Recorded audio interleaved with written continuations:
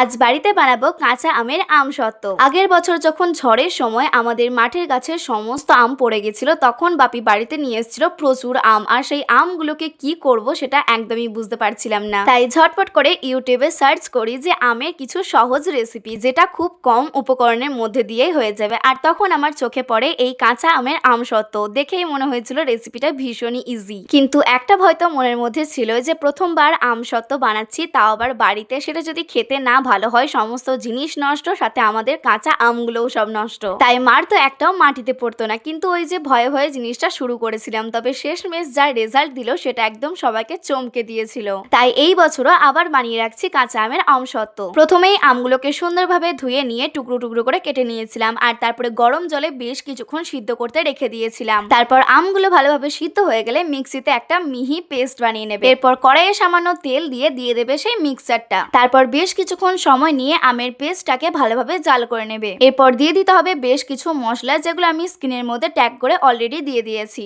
আর হ্যাঁ, একটা জিনিস কিন্তু লক্ষ্য রাখবে, যখন তোমরা কড়াইয়ের মধ্যে পেস্টটাকে দেবে তারপরে পরে কিন্তু অনেকটা জোরে জোরে ফুটবে, তো সেই সময় একটুখানি খুন্তি করে ভালোভাবে সাবধানে নাড়িয়ে দেবে। আর তারপরে পেস্টটা একটু ঘন হয়ে গেলে থালার মধ্যে সর্ষের তেল মাখিয়ে 2-3 দিন রোদে দিয়ে দেবে আমসত্ত্বগুলো। তাহলেই রেডি তোমাদের হোমমেড টক ঝাল মিষ্টি আমসত্ত্ব।